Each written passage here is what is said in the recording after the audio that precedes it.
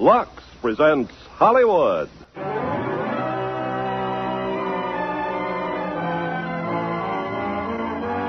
The Lux Radio Theatre, starring Gene Tierney and Victor Mature in Laura. Ladies and gentlemen, your producer, Mr. Irving Cummings.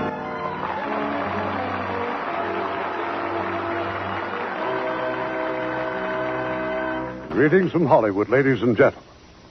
Tonight's drama is such a fascinating combination of mystery and romance that it is rapidly becoming a classic to the devoted readers of whodunits. Perhaps its main attraction is its unusual triangle of characters: the cynical Broadway columnist, the soft-spoken detective, or the haunting picture of Laura herself.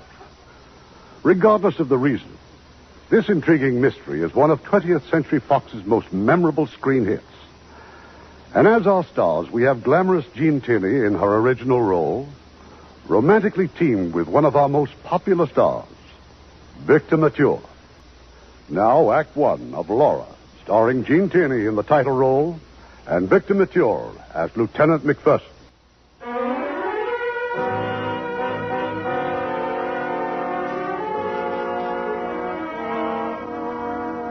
Most people who read a newspaper or listen to the radio know the name Paul Lydecker. Mr. Lydecker is a legendary oracle of barbed wire and forget-me-nots, whose enchanted pen and acid tongue have brought fame to hundreds and oblivion to just as many. His New York apartment is a combination art gallery and Roman bath. And now, immersed in one of his marble pools, Mr. Lydecker has a visitor, Detective Lieutenant Mark McPherson of the Homicide Bureau. Say, it's a nice little place you have here, Mr. Lydecker. It's lavish, but I call it home. You'll hear about the murder of Laura Hunt. I made my statement yesterday to Sergeant Detective Crane. Yes, I know. Now, suppose you tell me what else you know. Why not? Oh, hand me that washcloth, Mr. McPherson. Oh, yes. How good a detective are you? Oh, I've picked up a few facts. Laura Hunt was killed the night before last. The bell rang. She opened the door and someone pulled the trigger of a shotgun. It wasn't nice. The range was close. Have you found the shotgun? No. What else? Well, Miss Hunt was a very good-looking girl, probably. She was about 25, lived in a swell apartment, had a maid named Bessie. And where did she get the wherewithal to support such a menage? The Bullet Company, advertising agency. She had a good job, art director or something. Not or something. She has a lady cousin in town and a couple of boyfriends. One named Shelby Carpenter, and the other is Paul Lydecker. Well, today is Sunday. Why haven't you tried to see me? Because it's a peculiar case, and I wanted to think. Well, if you'll wait, I'll go with you when you leave. Why? Murder's my favorite crime. My radio audience loves it. I know you'll visit all your suspects. I'd like to study their reactions. You're on the list yourself, you know. I'd be insulted if I weren't. Were you in love with Laura Hunt, Mr. Lydecker? Was she in love with you? Laura considered me the wisest, the wittiest, the most interesting man she'd ever met.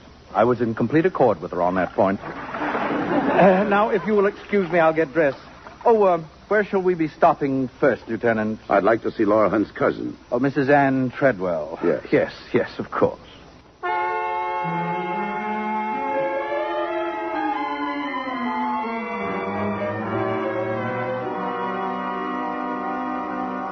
And so, if you don't mind, Mrs. Treadwell, I'd like to ask you a few questions. I'll do anything I can to help. Oh, good morning, Paul. Good morning, Ann. You were fond of your cousin, Mrs. Treadwell. I adored Laura. Paul can tell you. I can tell you considerable. Did you approve of Miss Hunt's coming marriage to Mr. Carpenter? Why shouldn't I approve? I don't know. Just what does Shelby Carpenter mean to you, Mrs. Treadwell? To me? Well, he comes here regularly. Is he a friend? An acquaintance? Or are you in love with him? This is beginning to assume fabulous aspects. Well? I'm very fond of Shelby, of course. Everybody is. I despise him. You've been withdrawing a lot of cash from your bank, Mrs. Treadwell. $1,500 and $1,700 at a clip.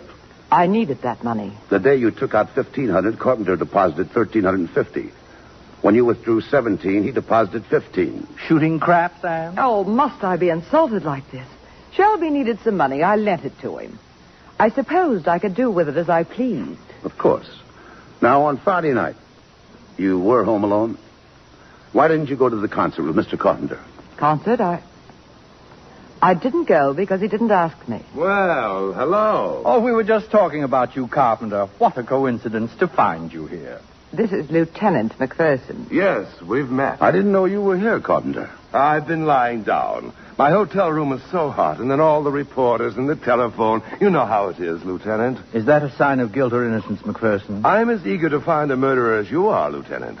Laura and I are going to be married this week, you know. No, he doesn't know, and neither do I, nor you, nor anyone else. Oh? Laura had not definitely made up her mind to marry him. She told me so herself. She was going to the country to think it over. Laura was extremely kind, but she'd never have thrown her life away on a male beauty in distress. I suppose you've heard losers whine before, Lieutenant. Yesterday you said you went to that concert Friday night, Mr. Carpenter. What did they play? Some Brahms, Beethoven's 9. Uh-huh. This place Miss Hunt had in the country. Have you got a key to it? No, but I think there's one in her apartment. Well, I'll have a look. Perhaps I could help you. Okay. Come along. Goodbye, Mrs. Trevel.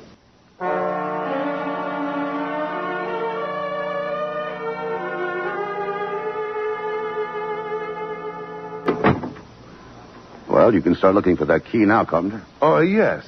I'll try the den. Excuse me. Say, that's the dame's portrait on the wall, isn't it? Will you stop calling Laura a dame? That portrait was painted by Joseph Carter.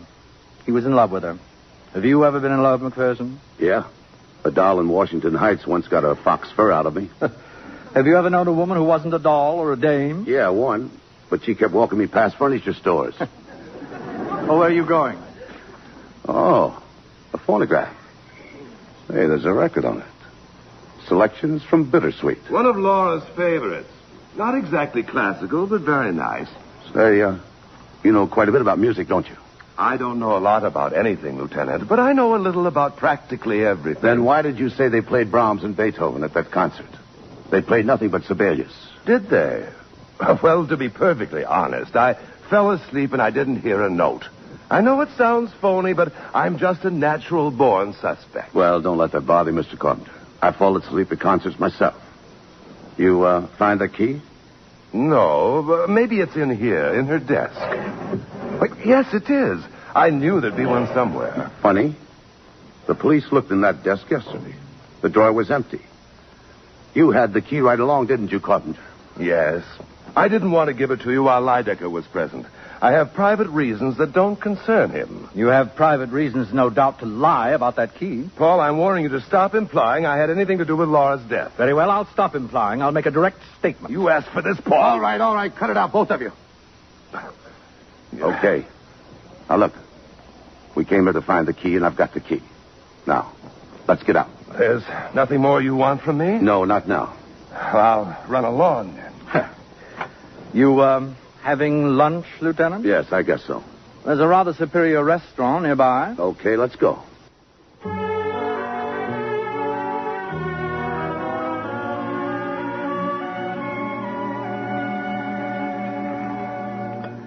Nice, quiet little place, Mr. Lydecker.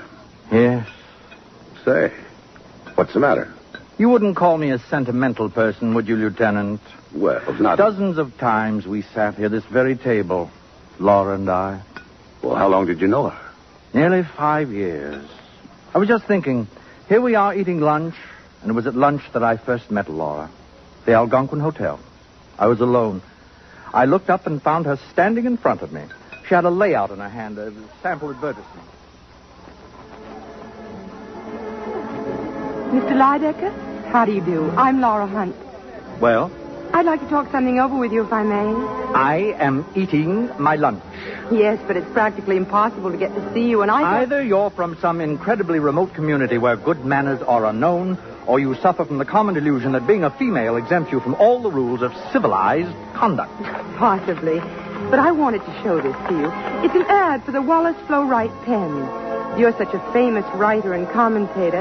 It would be tremendously helpful if you'd endorse what we say about the Flow-Write pen. I don't use a pen. I write with a goose quill dipped in poison. And you may tell your employers... Oh, they don't know anything about this. It was all my idea. They'd give you anything to get your endorsement. And if I were the person getting it... You disregard completely something far more important to me than your career. Oh? My food. You mean that, don't you? Of course I mean it. I never heard of anything so selfish. In my case, self-absorption is completely justified. I have never discovered any subject quite so worthy of my attention. But in your column, on the radio, the things you say, they're filled with such understanding, such sentiment. Miss Hunt, you are beginning to bore me. You're a poor man, Mr. Lydecker. I feel very sorry for you. Goodbye. In my second meeting with Laura Hunt, occurred about 2 hours later, Lieutenant. Oh, she kept after you, did she? No, I went to her because I couldn't stop thinking about her. She had something, that girl, something far deeper than good looks. I went to Bulletin Company and proceeded to do something I have carefully avoided since the age of 2. I apologize. Your apologies accepted, Mr. Lydecker. It was very nice of you to go to all this trouble. Goodbye. Miss Hunt, for reasons which are too embarrassing to mention, I'd like to endorse the Wallace Flowright pen. Oh, very strange man. Now I'm sure you're sorry for the way you acted. Let's not get psychiatric, but in a word, yes. And you're a very kind person. No, I'm vicious. It's the real secret of all my charm. But if you think me kind, I'll call for you here at 6. What? We'll have dinner together. I can't make it any later. Will you be ready? Why, yes. I'll be ready. Coffee, Mr. Lydecker? Oh, thanks, Lieutenant. I started then to help Laura. I am a man reputedly of overwhelming ego, Lieutenant. But this, I admit without reserve, it was Laura's own talent, her own incredible charm, that enabled her to rise to the very top of her profession. Through me, Laura met everyone, the famous and the infamous, and deferring always to my taste and judgment, she captivated them all. Well, when does Carpenter enter the picture? Men couldn't keep away from Laura, but she never regarded anyone seriously but me. As for Carpenter, she met him one night at a party at Ann Treadwell's. She became attracted to him instantly.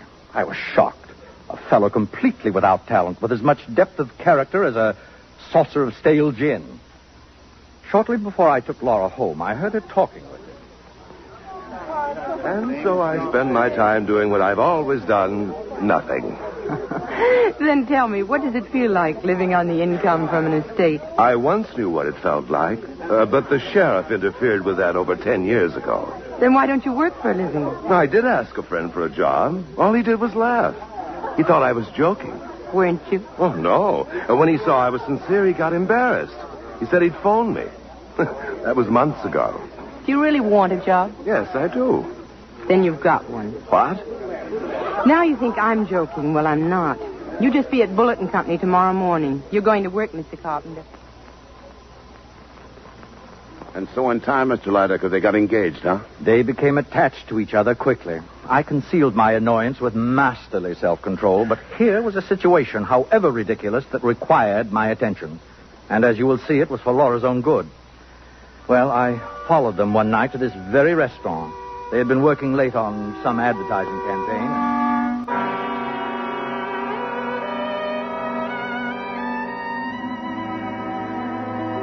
The idea is wonderful, Shelby, and so are the layouts.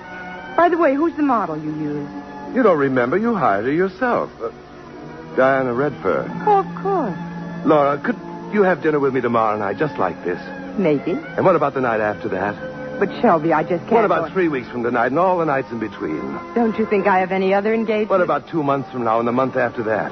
What about next year? Then it's all settled. What about breakfast? What about lunch? Beautiful lunches day after day after day. What about beautiful work day after day? Why, Miss Hunt, the way you talk, you'd think I was in love with you. Sparkling bit of dialogue, wasn't it, Lieutenant McPherson? If they knew you were listening, they might have jazzed it up a bit. Laura knew that I had overheard them because I told her so the following evening. And by then, I had some other information to tell her also. I don't care what you found out about Shelby. It's this snooping about, Paul. It's degrading. Of course. But I thought you'd want to know that sterling character almost went to jail last year for passing rubber checks. After that, in Virginia, he was suspected of stealing his hostess's jewelry. Those are only insinuations. I know his fault. But a man can change, can't he? Oh, Laura, for heaven's sake, open your eyes. So Carpenter has changed, yes. He's changed from you to Diana Redfern. He's running around with her now, a model from your own office. Paul, how can you be so despicable? You know what you mean to me. How can you try so deliberately to hurt me? Hurt you? Paul, Shelby and I are going to be married. Next week. You gave him a cigarette case on his birthday, didn't you? A valuable case. Here. Where did you get it? From the pawn shop where Diana Redfern took it after he gave it to her. I don't believe it. He probably needed money and was too proud to borrow. Perhaps that's why this pawn ticket is in her name. I won't let this go any further. I'm going to telephone him. You won't find him at his hotel. Tonight, Carpenter's deserted both you and Miss Redfern. He's dining with a young and wealthy widow, someone you know, your cousin Anne. And he's been treating her rather badly these days. I'll phone Anne at once. Oh, really, my dear? You don't think Anne would give him away? Oh, this is nasty, I know, but I must make you realize. Now, suppose we visit Cousin Anne. He won't be there. I know he won't.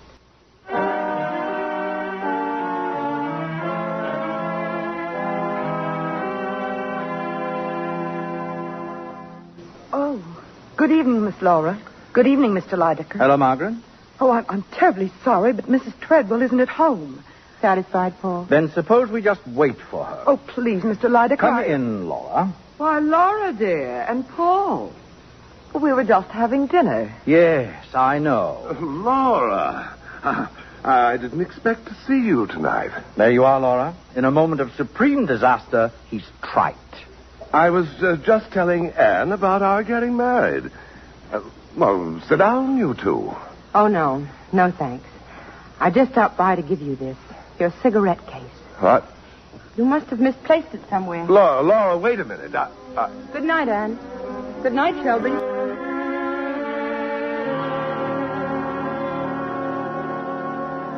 When was this episode of the cigarette case, Mr. Lydecker? Last Wednesday night. On Friday, Laura had lunch with the Redfern girl. Oh? I wish I'd been there. And as I said in my statement, Laura and I were to have had dinner that night.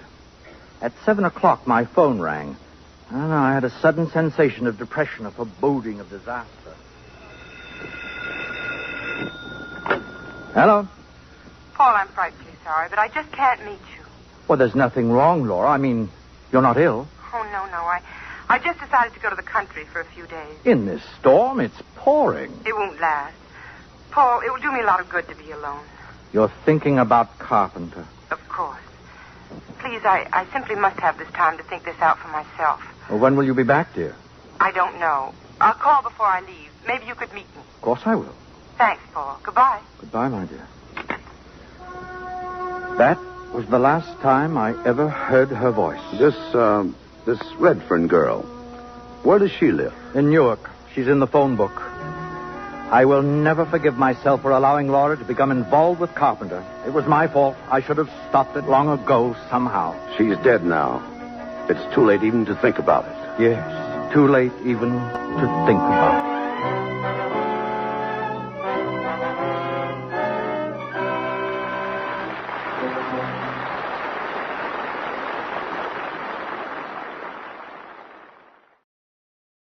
Act 2 of Laura, starring Gene Tierney in the title role and Victor Mature as Mark, with Joseph Kearns as Paul Lydecker and Carlton Young as Carpenter.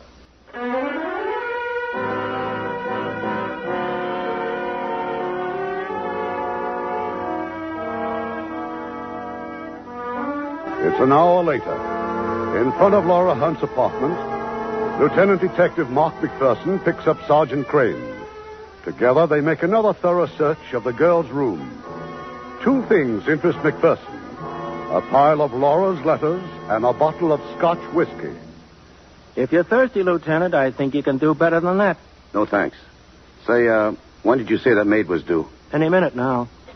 Say, where's McAvity? In the basement.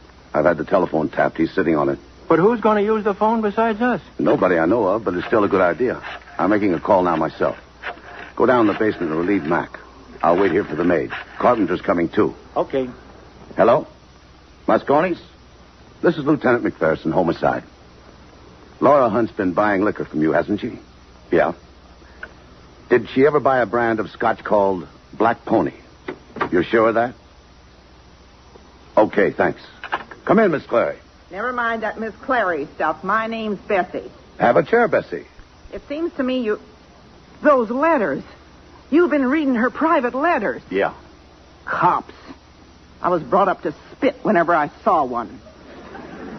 Well, if it makes you feel any better, Bessie, spit. Bessie, who killed Laura Hunt? How would I know? If you think I done it, ask anyone who ever came here.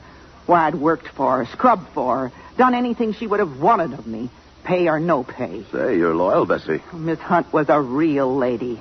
Something cops wouldn't know about. How'd this bottle get into her cabinet? I put it there. It's cheap scotch, Bessie. Laura Hunt wouldn't buy cheap scotch. I found it on a kitchen shelf Saturday morning. You know what that means? It means that somebody brought it here Friday night. Who? I don't know. But I didn't want anybody to get any wrong idea about her. God rest her soul. That's why I put the bottle in the liquor cabinet. I done more than that. There were 2 glasses. I washed them out and cleaned off the bottle, too. Destroying evidence, Bessie. Well, I don't care. I'll do anything to keep her name from being dragged through the mud. Now, relax, Bessie. Just relax. Look, I'd like some ice in the cellar. You mind? Oh, and a couple of highball glasses. I'm expecting somebody. More cops? No, Shelby Carpenter. Let him in and then get the glasses. The door was open, Lieutenant. Oh, Mrs. Treadwell, come in. I didn't expect you.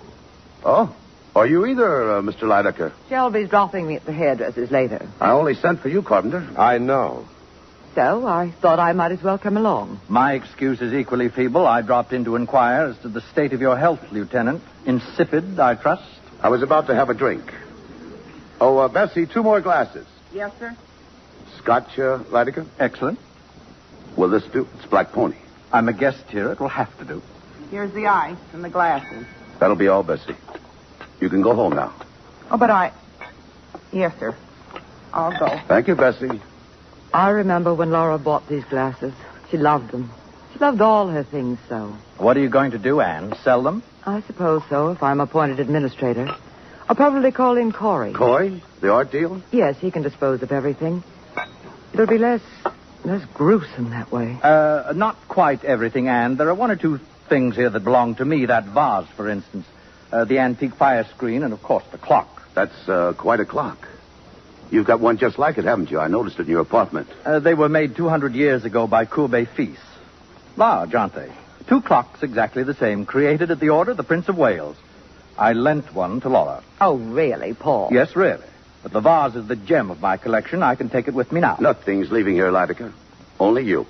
Is that your quaint way of indicating dismissal? We're all leaving. I don't understand. I thought you sent for me. I did. Well, don't you want to ask me any questions? Nothing pressing. I see. Well, I bid you goodbye. Oh, the vase, Mr. Lydecker. Put it down. Oh, of course. Just a touch of kleptomania.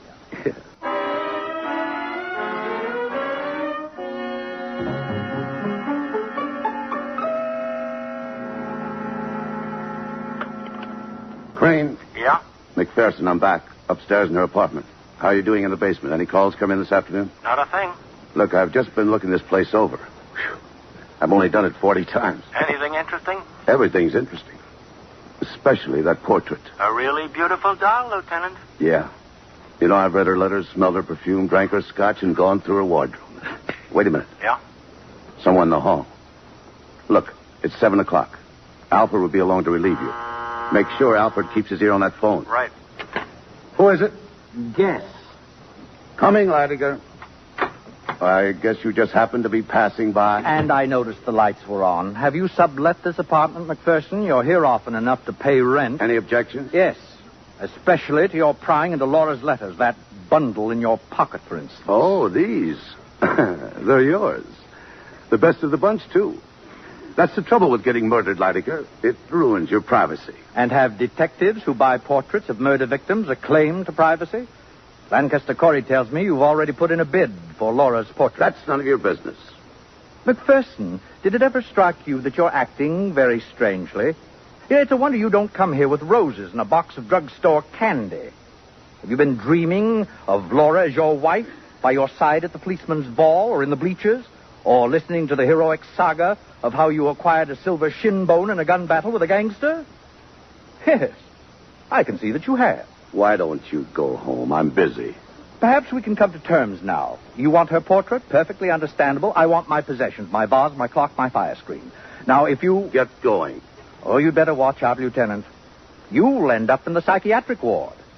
I don't think they've ever had a patient who fell in love with a beautiful girl, who died before he met her. Or did you meet her? Well, good night, Person.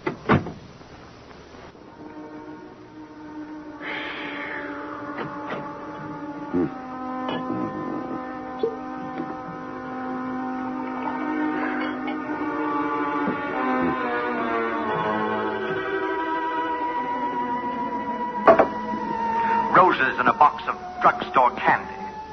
Have you been dreaming of Laura as your wife? Yes, I can see that you have. You'd better watch out, Lieutenant. You'll end up in the psychiatric ward. I don't think they ever... What's the matter with me? Maybe you can tell me. You, the girl in that portrait up there. You're beautiful. You're the most beautiful thing I've ever seen. Somebody killed you. Why? Why? Do you know I could sit here and look at you all night? All night long, I could sit and just look at you. Who is it? Who's in there? You. What are you doing there? You're alive. If you don't get out at once, I'll call the police. You are Laura Hunt, aren't you? Well, I'm going to call the police. Look, I am the police. See? Credentials. Lieutenant Mark McPherson. What's all this about? You don't know. You don't know what's happened. No. Well, haven't you seen the paper? Where have you been? In the country. I don't get a newspaper. Well, haven't you got a radio? It was broken. What are you... Here. Look at all these headlines. I want you to sit down, Miss Hunt. You know, I'm very glad to see you. On Friday night, somebody was murdered in this room. What did you say?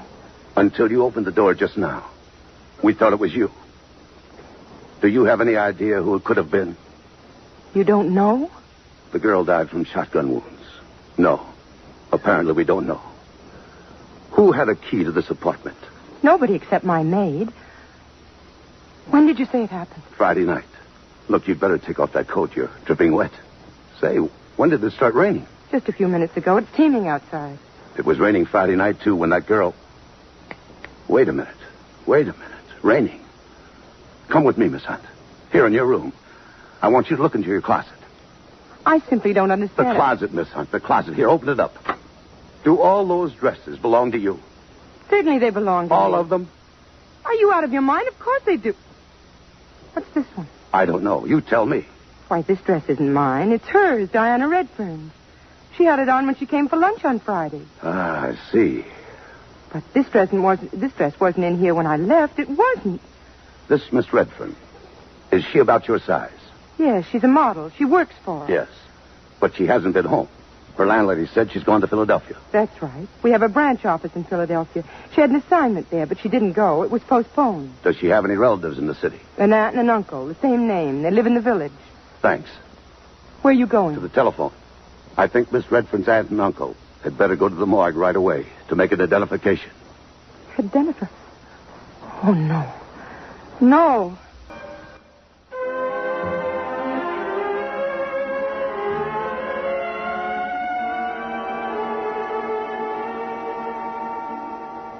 Right.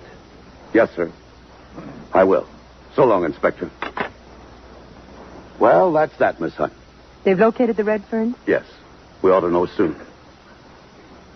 Miss Hunt, when you went to the country Friday, did you see anyone you knew on the train? No. What happened? I got off at Norwalk. I keep a car in a private garage near the station. I drove to my house. It's about 18 miles. What did you do in the country? Worked in my garden. You didn't leave your place in all that time? I keep everything I need in the house. I went there expressly to be alone. Uh-huh. You were going to marry Shelby Carpenter this week. Yes. But you went away for a long weekend to be alone. You know Shelby Carpenter has a key to this apartment. Why didn't you tell me? Because I know nothing of the sort. He hasn't. How else did the Redfern girl get into the apartment? You knew she was in love with Carpenter? I also knew that she meant nothing to Shelby. I understand him better than you. She was found. And I'm convinced now it was Miss Redfern. She was found in your dressing gown. What of it? You yourself told me it was raining Friday night. You yourself just saw her dress. It's full of wrinkles and rain. Well, how did she get in here? Why? Who brought her here? I haven't the slightest idea. Look, Miss Hunt, do you love this Carpenter fellow so much you'd risk your own safety to protect him? He must have brought her here. You suspect me. You think I killed somebody in jealousy. I'm trying to get at the truth. I'm sorry. Strictly routine. Look, Miss Hunt, I'll see you in the morning. Meanwhile, don't leave this apartment and don't use the telephone. But I've got to use it. I've got to let my friends know I'm alive. Sorry, but I must insist. You see, if anything should happen to you, I wouldn't like it. All right. There's one more thing. You went away to make up your mind whether you'd marry Shelby Carpenter or not. What did you decide? I decided not to marry him. Well. I'll see you in the morning, Miss Hunt. Good night. Good night.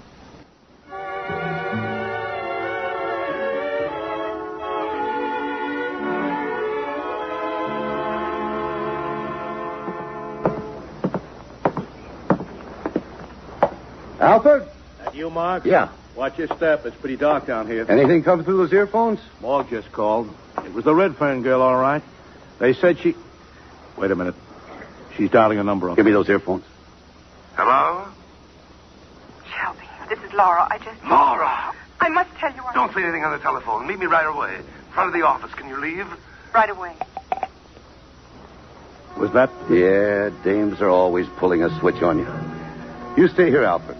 Mac out in front? Yeah. Get headquarters. Tell him to send another man right away. Mac's going to tail the girl. What about you? I think I'll stick by Mr. Carpenter. See you.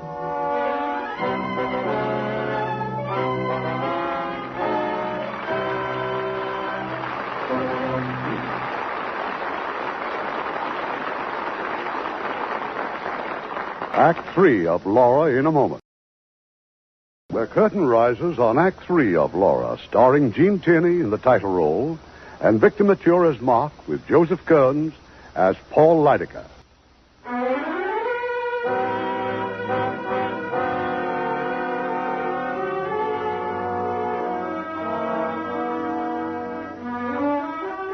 For 3 hours, Detective Lieutenant McPherson has been following Shelby Carpenter.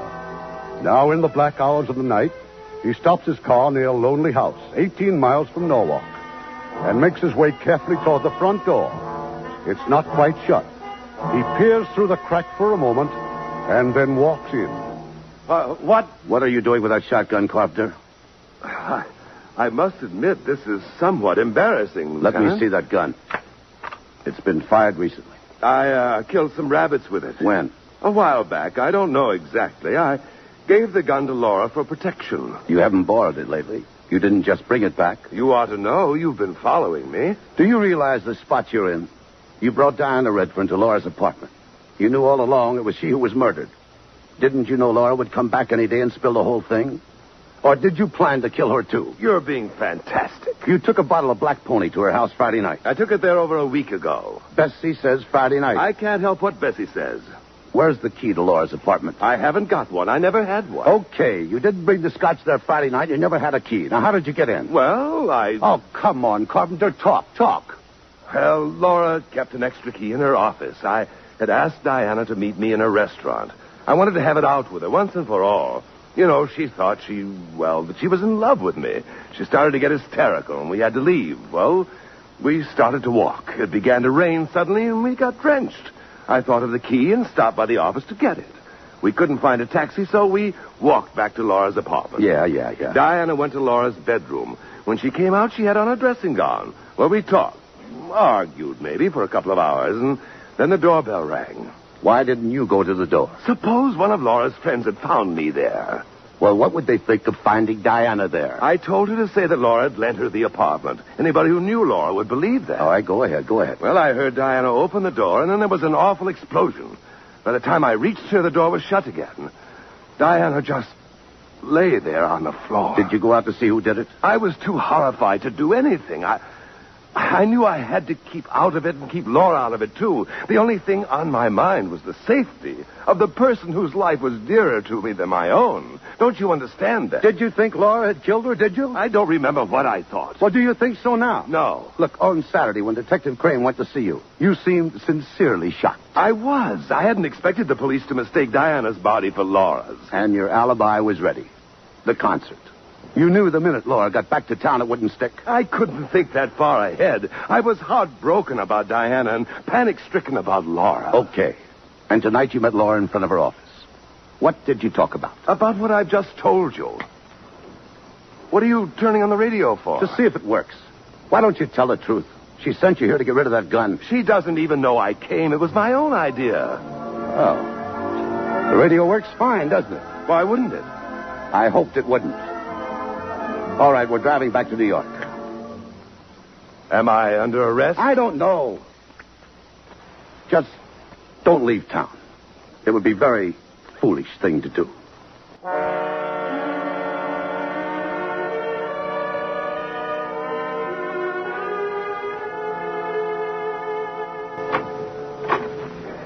Oh, good morning, Lieutenant. Good morning.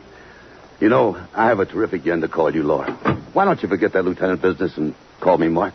Because I... Especially since I brought you all these groceries. Look, you know, you didn't buy any food when you went out last night. So you know. Yeah. I can fix bacon and eggs. Can you make coffee? Oh, I spoke to Bessie. She'll be a little late. When I told her you were alive, she darn near passed out. Yes, she phoned. You might have been a little more delicate about it. Suppose you set the table. But we'll have to wait a little while for the coffee. I asked Paul Leidiger to stop by. Did you tell him about me? That I'm alive? No. Why not? It's brutal. I'm not doing it for laughs. Why did you break your promise last night? Not to go out? Because I'll never be bound to do anything unless it's of my own free will. The Redfern girl was in love with Carpenter. You admitted that. I also told you he wasn't in love with her. Paul? I don't know. You stay here. Hello, Lieutenant. Laura? Oh, good morning, darling. Hello, dear. Excuse me, Lieutenant. I'd like to kiss my fiancée good morning. Oh, so it's on again. Do I have to get a police permit? Now who? Come in, Leidiger. The door's unlatched. Leidiger, who? Right on my heels. Well, McPherson, have you thought over the deal I suggested? What about the portrait of... Laura! Oh, Paul! I'll be all right in a moment. Laura, what a... Not now, dear. Don't try to talk now. Come on. I'll take him into the bedroom. Just be quiet. Yes.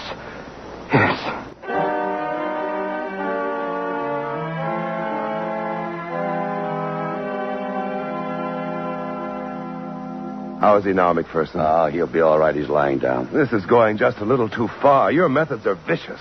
Must have been a terrible shock to him, seeing me, poor darling. Now, don't tell me you're in love with Leidiger, too. Stop talking that way to Miss Hunt. Laura, why do you cover up for a guy like Carpenter? What story did he tell you when you met him last night? Don't answer him, darling. Oh, shut up. I got enough Carpenter to set you away right now. McPherson, quick the handcuffs. Trundle him off to the hoosgow. Paul. Well, I hope you'll forget my wee touch of angina, my dear. It's an old family custom. Oh, did I interrupt a pinch, McPherson? No. I've changed my mind. For the moment. Well, in that case, better order some food and liquor, Laura. People are coming to celebrate your return this afternoon. A cocktail party. Who asked them? I did, in the quiet of your boudoir just now. I called my man, and he's calling all our dear friends. Why did you have to do that? Perhaps our friends can weave all the loose ends into a noose. Eh, McPherson? Now, you shouldn't have gone to all that trouble, Leidiger. Well, Laura, I'll run along. Sorry about breakfast. Some other time, maybe.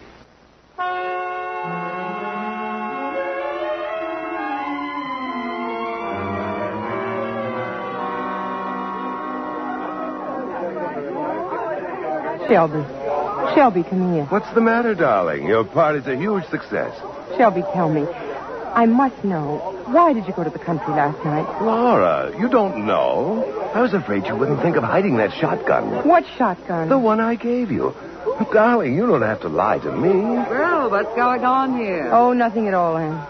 In case you don't know it, that McPherson man hasn't taken his eyes off you. I know. Maybe it'd be better if I, mingled with the guests. Dora, McPherson suspects him. Shelby. He suspects me, too. Don't be absurd. Darling, yes? Are you as interested in Lieutenant McPherson as he is in you? Anne, I only met him last night. Sometimes that's more than long enough. Anyway, he's better for you than Shelby. Anybody is. Shelby's better for me. Why? Because I can afford him. He's no good, but... Wait a minute. He's coming, Mark. Oh? Mark, is it? I'm sorry to break up your party, Laura. But you haven't. You've been a model guest so far. I'm not joking, Laura. Get your things. I'm taking you to headquarters.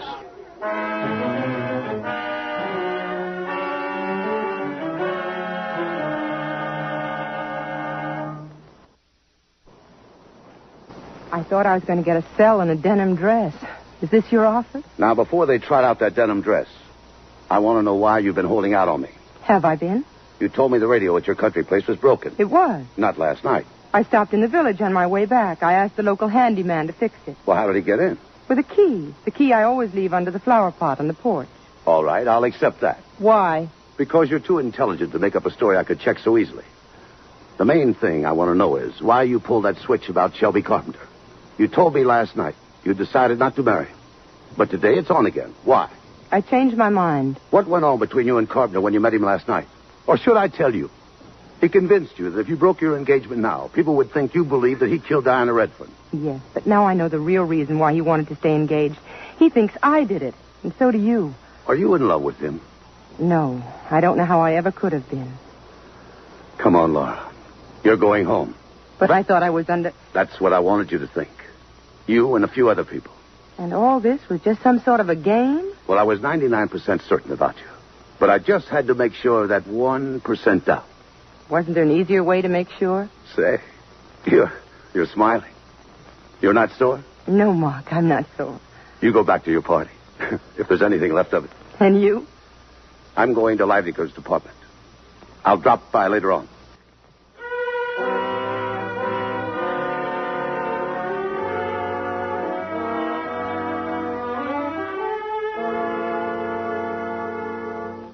I'm glad they've all gone, Laura. It's been so long since we've been together. Darling, what's the matter? Nothing, Paul. You're worried.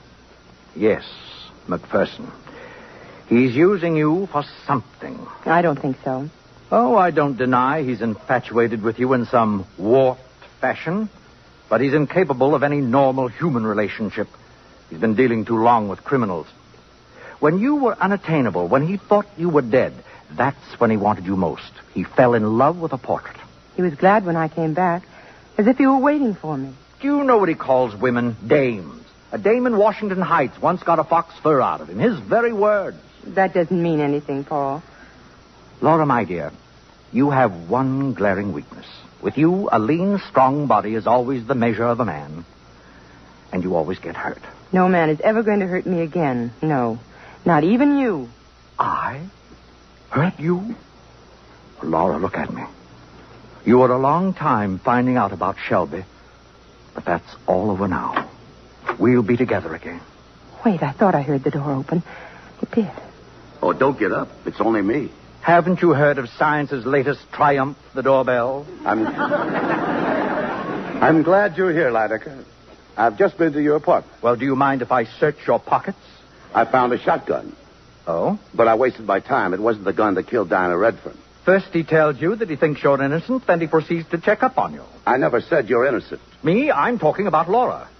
My dear, this entire maneuver could be a trick to throw you off guard. It could be, but it isn't. I know. I believe you, Mark. I'm beginning to get annoyed. Laura, it's the same obvious pattern. If McPherson weren't full of muscles and good looks in a cheap sort of way, you'd see through him in a second. Paul, I mean to be as kind about this as I know how. But you're the one following the same obvious pattern.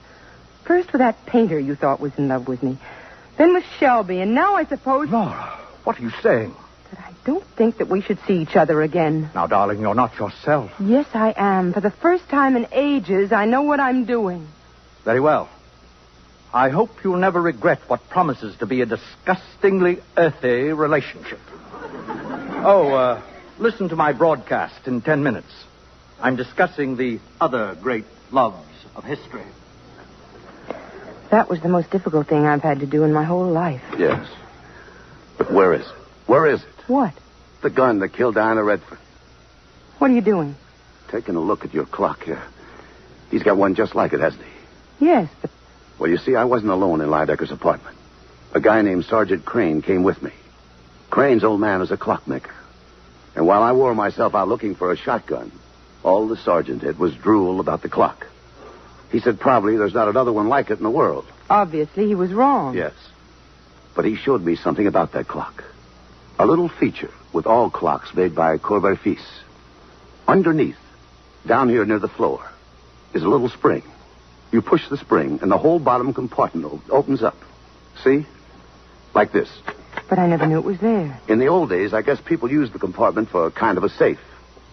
Today, they use it for hiding other things. Shotguns, for instance. Oh, Mark. Yes. This is it, Laura. I'm sure of it. And it was put here by the only man who knew about this clock. Paul Lydecker. Oh, no. When the Redfern girl opened the door, this hallway was dark. Lydecker saw a girl, assumed it was you, and fired. He figured if he couldn't have you for himself, he was going to make sure no one else did. He heard Carpenter, so he hid behind the stairway outside in the corridor. Carpenter was scared to death. He got out as fast as he could. Then Lydecker slipped back in and tucked the gun away in the grandfather clock. I've felt it ever since I came back. And I'm to blame. Not for anything I didn't do, but for what... Just it. What I didn't do. I should have stopped seeing Paul long ago. But I couldn't. I owed him too much. You know, I can understand all that. But I can't understand why you tried so hard to protect Carpenter. I was frantic you'd arrest him. I knew he wasn't guilty, but I knew Paul would do everything he could to incriminate him. It was his way of getting rid of Shelby, just as he got rid of every other man who might have meant something to me. You know, for a charming, intelligent girl, you've certainly surrounded yourself with a remarkable collection of dopes. Now, look, don't touch anything. I'm leaving the gun in the clock. I'll have it picked up in the morning. You're going? Yeah. I'm picking up Lydecker now. Mark. I've got to, you know that. And look, you try to get some sleep. Sleep? Well, maybe I can. I'll read a book, listen to the radio. Will you call me later? Sure. And you try to forget all this. Just pretend it was a bad dream. Good night, Laura. Good night, Mark. Good night, and be careful, please.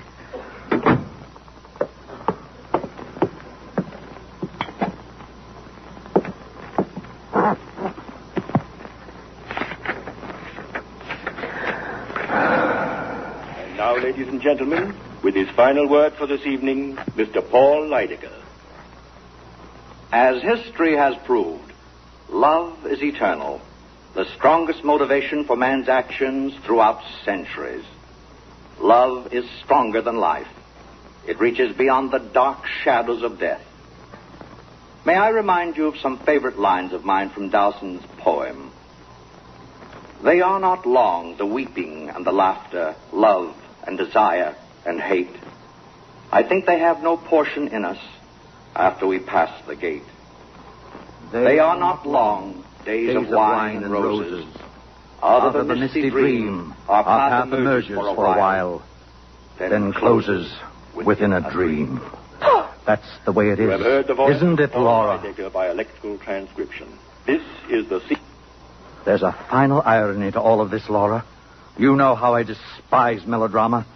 Yet here I am, a gun in my hand, about to kill you. Paul, you've taken one life.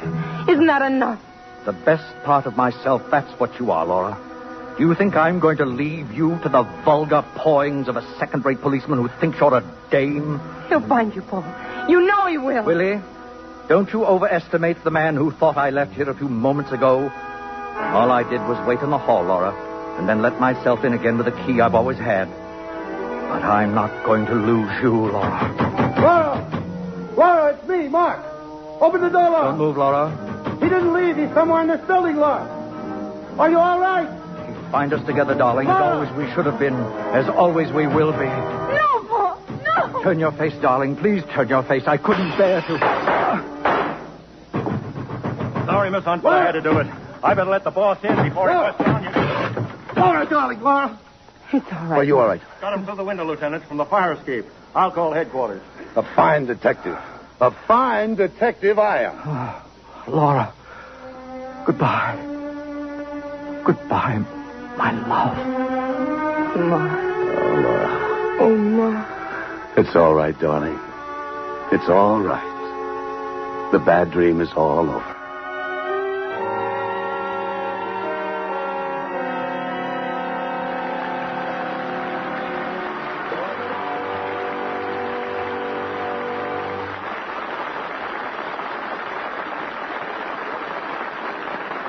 In a moment, our stars will return.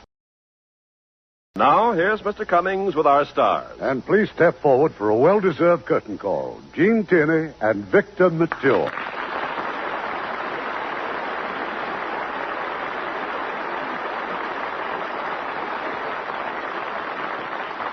And I can't tell you how proud I am when I recall that I'd directed each of you in your first starring role. You know, Irving, I'll never forget you either. You kept me up one day on a Ferris wheel for 2 hours going round and round and round. That was a long time. Why wouldn't he let you down? Because he knew I wouldn't go up again, especially after lunch. What Vic didn't know was that I was riding on a crane with a camera crew, and I was just as sick as he was. I'm glad you didn't treat me that way in my first starring role. It might have been my last. Say, Irving, Ty Parr was also a star at 20th Century Fox then. Well, good night. Good night, everyone. Good night, and the best to both of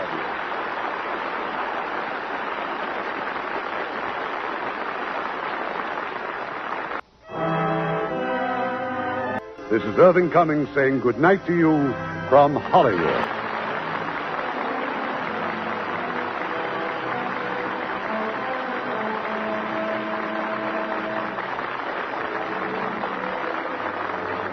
Heard in our cast tonight were Joseph Kearns as Paul, Carlton Young as Carpenter, Yvonne Patey as Anne, Noreen Camille as Bessie, Charles Seal as Crane, Eddie Marr as Alfred, and Marianne Cape as the maid. Our radio play was adapted by S.H. Barnett, and our music was directed by Rudy Schrager. This is your announcer, Ken Carpenter.